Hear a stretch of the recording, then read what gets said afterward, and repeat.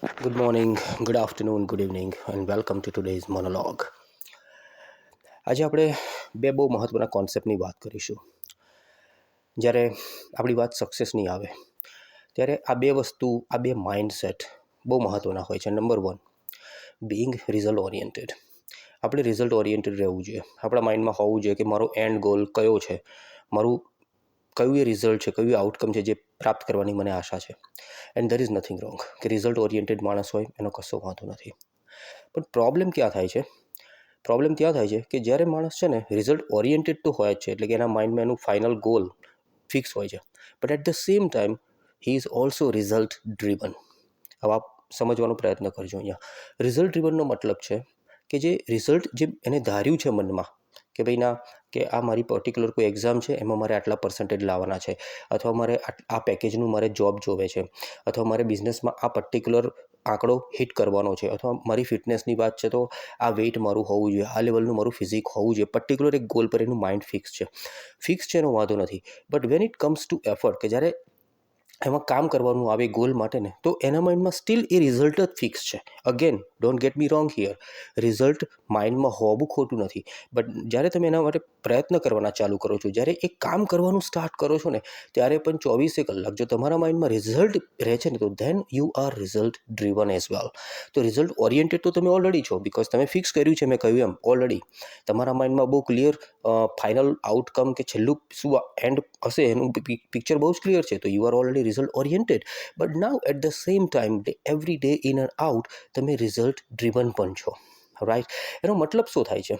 તમે થોડું ધ્યાનથી વિચારો તો એનો મતલબ એ થાય છે કે જ્યારે તમે રિઝલ્ટ ડ્રીવન હો છો ને, ત્યારે તમને માનો એવું લાગવા મળે ને, જે પડે થોડો પણ ડાઉટ આવે, એવું લાગવા મળે કે આ રિઝલ્ટ મને મળશે નહીં, અથવા મળવામાં સમય વધારે થશે, અથવા મળવામાં થોડી તકલીફ પડશે, અથવા કંઈ ચેલેન્જીસ વધારે જ કંઈક આવી રહ્યા છે, ત્યારે શું થશે ખબર છે? તમારું માઇન્ડ છે ને એની જાતની ટ્રિક્સ પ્લે કરવાનું ચાલુ કરી દેશે. તમે ડાઉટ કરવા મળશો તમારી એબિલિટીમાં, તમારું મોટિવેશન ડાઉન થઈ જશે. બહુ સૌથી મેઇન વસ્તુ એ છે, જ્યારે રિઝલ્ટ ઓરિએન્ટેડ અને રિઝલ્ટ ડ્રીવન બે કેરેક્ટરિસ્ટિક્સ જ્યારે માણસનામાં આવી જાય છે એક સાથે, એક જ પ્રોસેસમાં, ત્યારે શું થાય? આપણું મોટિવેશન ડાઉન થઈ જાય. કારણ કે તમે જ વિચારો, જે વસ્તુ મળવામાં કાં તો મને બહુ જ તકલીફ પડવાની છે, તો પહેલું જ વિચારીશ કે ખરેખર આના માટે કામ કરવું વર્થ છે કે નહીં, કારણ કે આ તો બહુ તકલીફ પડી રહી છે ભાઈ.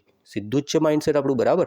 નંબર 2, તમને જ્યારે એવું લાગશે ને કે આ ઢચું પચું છે, આ મને મળશે નહીં, મને નહીં લાગતું કે મેં ધાર્યું એટલી સક્સેસ આ પર્ટિક્યુલર વસ્તુમાં મને મળશે, તમારું મોટિવેશન ડાઉન થઈ જશે. અને મોટિવેશન ડાઉન થશે, તરત તમારામાં ડાઉટ આવશે. એના પછી તમારું માઇન્ડ તમને કહેશે ના બસ વેઇટ કરો, થોડો રેસ્ટ લઈ લો એન્ડ જુઓ, અને આઈ ગેરંટી કે તમે એ વસ્તુને પડતી મૂકી દેશો. You give up on your dreams, you give up on your goals.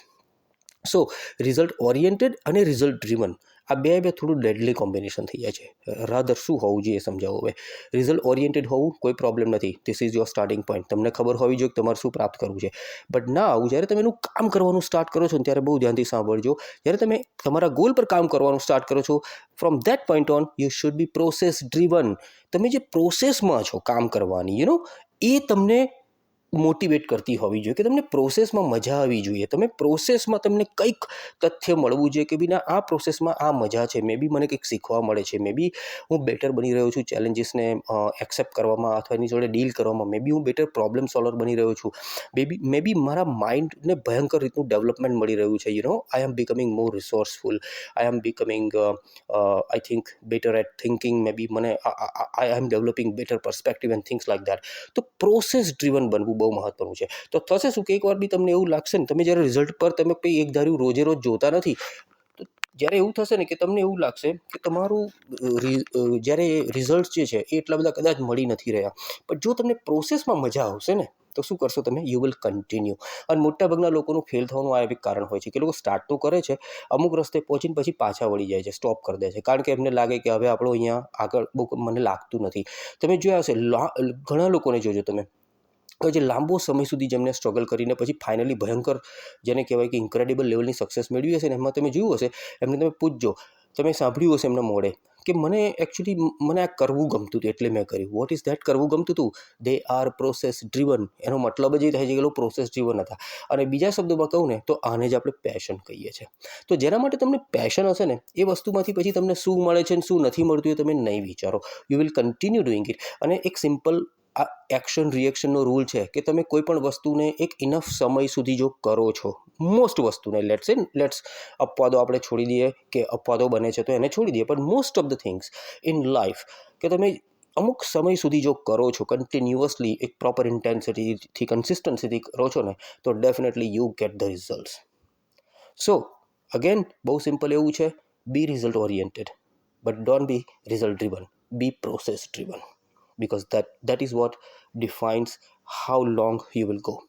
That is what defines that how well you will continue working towards your goals. અને એકવાર મેં કહ્યું એમ કે તમે જો કામ કરતા રહેશો, પ્રોસેસમાં કામ કરતા રહેશો, શીખતા રહેશો, ઇમ્પ્રુવમેન્ટ લાવતા રહેશો, તો આઈ ડોન્ટ થિંક કે સક્સેસ પ્રાપ્ત કરવામાં તમને કોઈ રોકી શકશે. Thank you for listening. Do like, share and subscribe. I will see you next time. Bye for now.